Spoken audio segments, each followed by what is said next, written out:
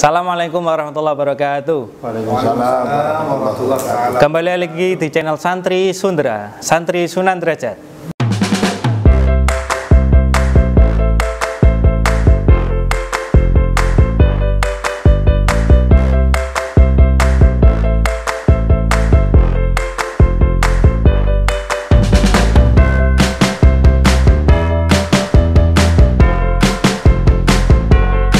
Alhamdulillah, kembali lagi di program favorit kita, yaitu program Ngelopo, Ngobrol Ulan Poso bersama Ustadz Sutopo.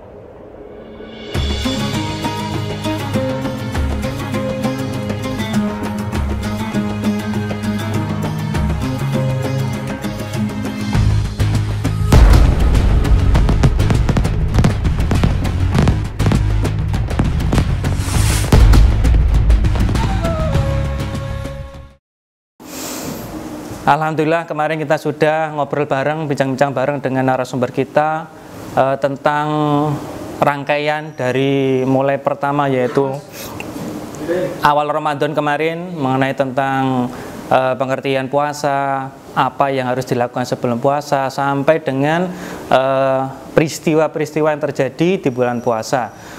Kemarin kita juga ngobrol tentang yang namanya Islam itu adalah akhlak, ya, yang mana merupakan refleksi dari amaliyah kita, ibadah kita, yaitu perilaku yang kita lakukan setiap harinya. Kemarin kita sudah mendapatkan ilmu baru, yang mana akhlak itu banyak sekali macamnya, mulai dari akhlak kepada Allah, akhlak kepada diri sendiri, akhlak kepada lingkungan masyarakat, dan juga akhlak kepada masyarakat, yang mana itu tergolong dalam akhlak yang terpuji atau akhlak mahmudah.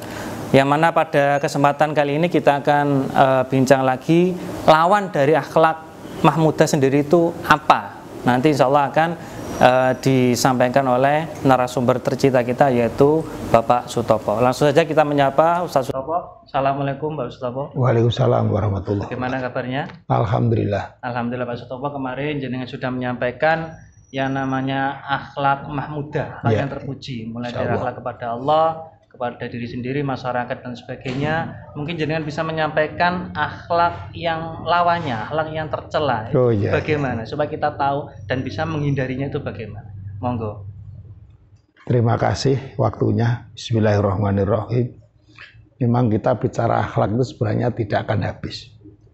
Cuman ya kita sebagian lah kita ngomong, karena memang Rasulullah itu diutuskan untuk menyempurnakan akhlak. Berkali-kali kita obrolkan tentang akhlak terpuji, akhlak mahmudah. Pada kali ini kita sempatkan untuk bicara tentang akhlak yang tercela, akhlak madmumah. Akhlak madmumah itu banyak sekali, tapi yang terpenting saja. Jadi akhlak, kalau dalam ihya itu kan ada rubu'ul munjiyat, ada rubu'ul mubikot, muhlikat gitu. Jadi itu bagi teman-teman kita yang sempat untuk belajar ihya. Sederhananya adalah akhlak yang tercela itu diantaranya yang paling dhuwur itu kan, paling dhuwur, paling apa ya, paling berat nih. Itu kan namanya apa itu, syirik. Syirik itu Quran kan banyak menyampaikan Tuhan itu mengampuni semua dosa kecuali orang yang syirik. Jadi syirik ada syirkul asghar, ada syirkul akbar. Mungkin yang dosa yang tidak bisa diampuni oleh Allah, yang mereka yang musyrik, yang syirik akbar itu. Tuh, singkatnya seperti itu. Jadi syirik itu adalah menyekutukan Tuhan. Ya, apa saja. Cuman kalau Rasulullah mengatakan riya itu juga kategori syirkul asghar, tapi ya apa, cuman kita harus tahu itu. Yang kedua adalah kufur. Kalau syirik itu orangnya namanya musyrik, perbuatannya syirik. Tapi sajane nek orangnya musyrik ya bukan syirik, isyraq ya. Pelakunya, Pak. Iya, pelakunya kan musyrik, berarti perbuatannya kan isyraq punya. Tapi kita sering menyebut syirik, memang begitu. Yang kedua adalah kufur. Orangnya namanya kafir. Jadi kufur itu juga mau macam-macam. Jadi yang kaitannya dengan ini adalah kufur, artinya tidak percaya pada Rasulullah Muhammad, pada ajarannya Rasul dan sebagainya. Kemudian yang berikutnya yang terkategori madmumah adalah hasud. Atau berat-berat ini, hasud, iri. Jadi intinya hasud itu tidak rela ketika ada orang lain menerima kenikmatan. Jadi lebih senang kenikmatan orang lain hilang. Karpe karena kenikmatan itu ada pada dirinya sendiri. Ada lagi namimah, itu juga berat juga itu. Apa nama itu? Adu-adu. Ada lagi ghibah, apa ghibah itu? Ngerasani, menggunjing. Ada lagi takabur, juga berat takabur itu. Sombong, ya macam-macam. Sombong bisa juga sombong keilmuannya, sombong hartanya, sombong kekuatannya, macam-macam. Nanti kita bincangkan lah. Kemudian, tapi kalau menurut salah satu hadis Rasulullah, itu sumber kesalahan itu ada 3. Sumber orang itu bisa melakukan sebuah kesalahan itu pokoknya itu intinya jadi ada 3. Yang satu adalah namanya takabur. Kata Rasul, jauhilah takabur, karena iblis itu tidak taat kepada Allah, tidak mau diperintah sujud pada Adam, itu tidak mau karena takabur itu. Sehingga kita jangan sampai punya sifat takabur. Cara basa kasare ngono, takabur itu warisane iblis. Yang kedua adalah hasud. Hasud, kata Rasulullah dalam hadis itu, jauhilah hasud. Karena apa? Karena putra Nabi Adam ini Qabil itu membunuh Habil itu karena hasud. Sehingga cara basa kasare, kalau kita itu punya sifat hasud berarti kan mewarisi sifatnya siapa? Qabil itu yang kali pertama memunculkan hasud kan. Qabil itu. Walaupun urusan perempuan nanti bisa mengembang kemana-mana. Yang ketiga adalah al-khirsu, artinya keinginan yang tidak ada batasnya. Ini mungkin kaitan. Itu dalam hadis Kanjeng Nabi itu dicontohkan Nabi Adam. Itu sifat kemanusiaan ini. Nabi Adam itu di surga. Itu sembarang itu diperbolehkan oleh Allah. Yang dilarang itu hanya la taqrabu hadis sajar. Tapi namanya manusia mau justru dilarang itu malah tidak penasaran ya. Sehingga ini perlu perlu apa ya, kaitan dengan santri. Maka kalau kita melarang santri jangan disebutkan apa itu sama dengan murui gitu loh. Hei santri, kamu apa saja boleh, tapi tidak boleh bawa HP. Malah penasaran dia. Kenapa dilarang? Jadi begitu.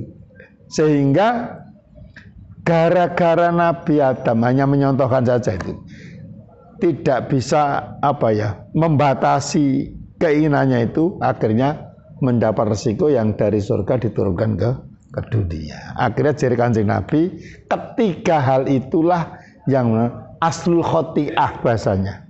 Jadi asalnya pusatnya sebuah kesalahan. Artinya dari ketiga sifat ini bisa mengembang kemana-mana. Karena takaburnya itu bisa kemana-mana. Muncul perbuatan-perbuatan tercela yang lain. Karena hasudnya bisa macam-macam kejadiannya. Kalau Qabil kan dari hasudnya bisa membunuh, bisa macam-macam. Sama ketika kita tidak bisa membatasi keinginan kita kan macam-macam. Nah, berkembang akhirnya bisa mencuri, bisa macam-macam. Jadi kalau Kanjeng Nabi mengisyaratkan 3 itu.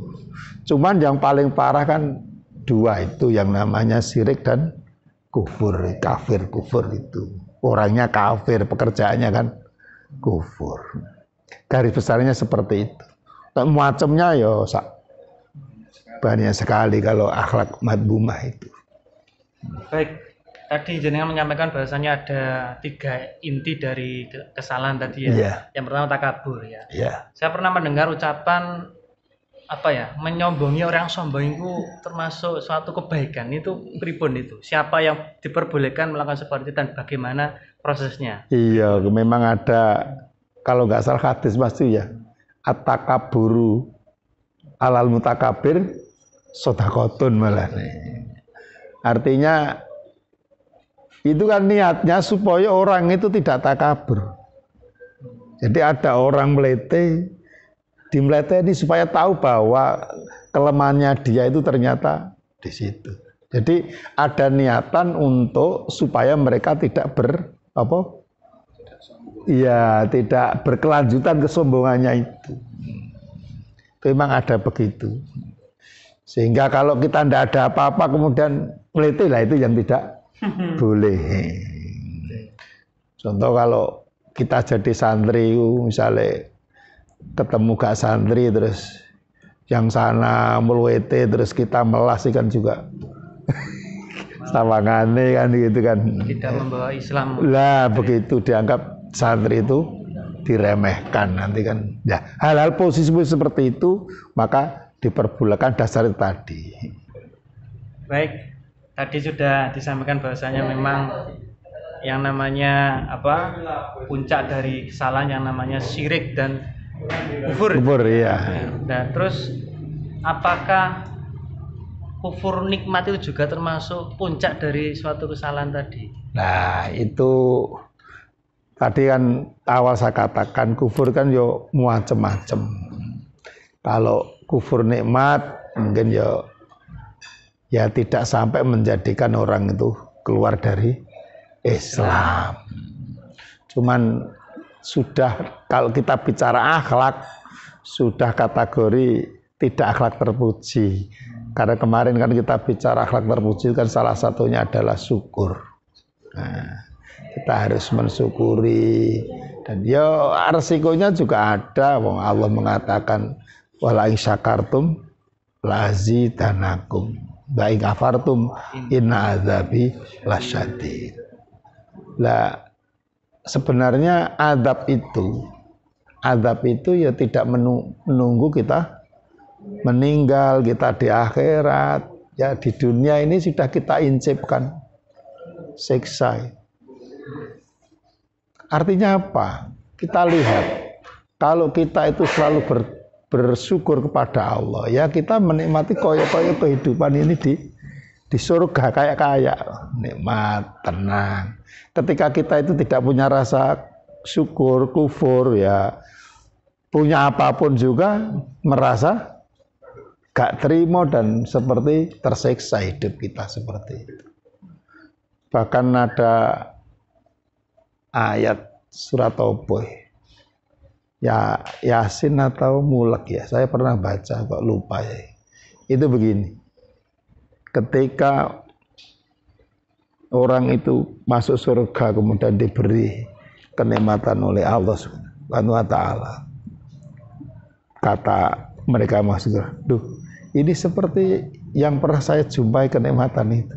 Ini kan mengandung isyarat bahwa kenikmatan surga itu sudah diincipkan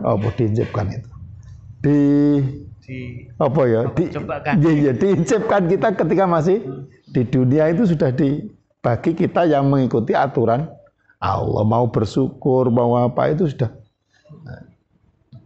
Demikian juga neraka juga sudah kita rasakan ketika kita di dunia di percikan ini. Makanya ketika di alam barzah itu kan doa kita kan Allahumma ja'al qabrahum raudhatan min riyadil jinan wala taj'al qabrahum kufratan min kufarin niron. Ini kan mengandung arti bahwa mbah-mbah kita yang sekarang di alam barzah itu kan ketika amalnya baik itu kan dia sudah di pelatarannya surga, di pertamanan surga. Sedangkan mereka orang-orang kafir yang kan berarti di jurangi neraka.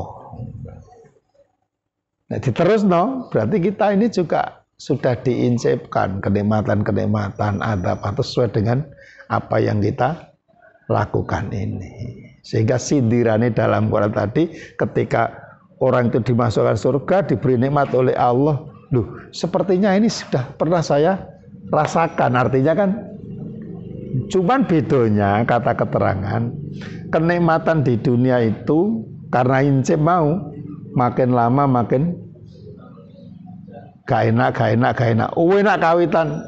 Misalkan nanti hari raya kita makan, plek makan. Sekali itu enak, tapi diteruskan akan menjadi tidak enak.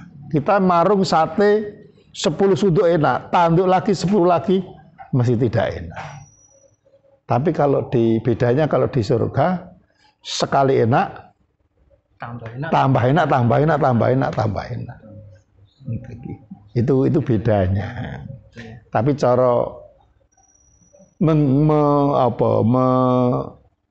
percikane surga itu sudah kita nikmati ketika di dunia, tapi tidak bisa terus enak. Tidak bisa. Justru itu perbedaan antara di kenikmatan di dunia dan kenikmatan di surga. Senikmat apapun juga dunia akhirnya, tapi kalau di surga tambah nikmat. Baik, Ustaz Topo, untuk yang terakhir, kita selaku orang awam mungkin hal seperti ini termasuk penyakit hati tadi itu memang sesuatu yang tidak kelihatan. Nah, kita sebagai orang awam itu bagaimana menjaganya agar kita tidak melakukan atau termasuk dalam kategori orang yang memiliki sifat tercela tersebut? Itu bagaimana? Ya latihan. Laki-laki latihan, maka kita selalu harusnya muhasabah. Muhasabah itu tidak bisa sendiri, tentunya harus diilmoni. Maka sering di obrolan kita kan kita sampaikan, kita hidup sekali ini ya harus selalu belajar dan belajar. Selalu punya komunitas pembelajaran. Kalau bisa ya dekat para ulama. Kata banyak ajaran itu melihat wajahnya ulama saja itu pahala. Artinya ya itu kita ketika kita melihat Pak Yai kan ingat kita, iya aku ingin mari gak ngaji kan begitu kan. Nah itu maksudnya di situ. Misalkan kok umpama sholatnya bolong itu, melihat Pak Kiai kan langsung ingat, iya sholat saya begini subuh mari ngondok kan begitu. Apa naudzubillah min dzalik, misal gak poso kan gak berani ke ketemu Pak Yai. Padahal ya Pak Yai tahu atau tidak ya enggak ngerti, cuman kan nah itu maksudnya ke sana.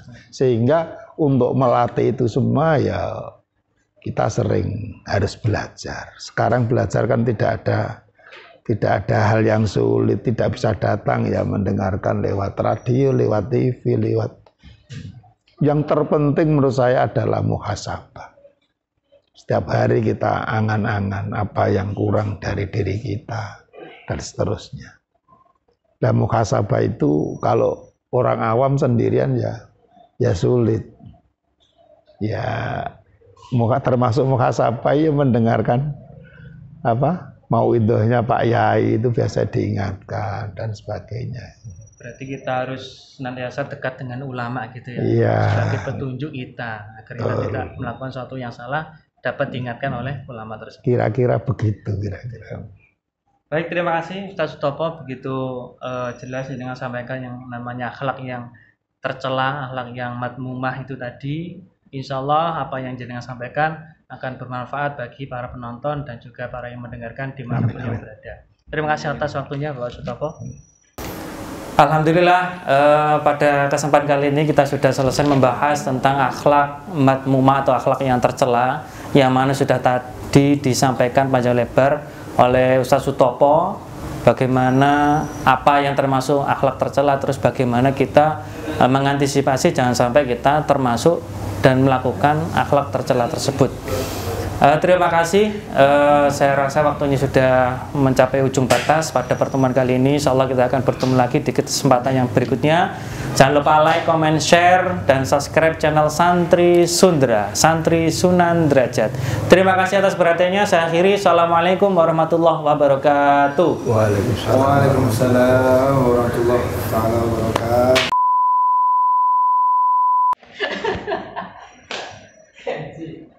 Guys, ayo.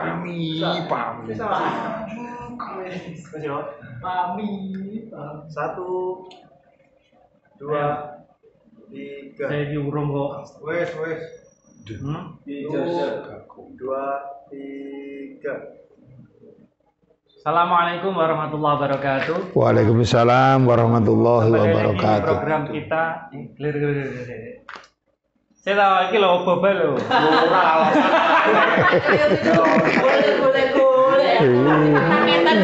Masih ngono kok. Kan ya ngono to. GPTS Besi. Apa? Satu, dua, tiga.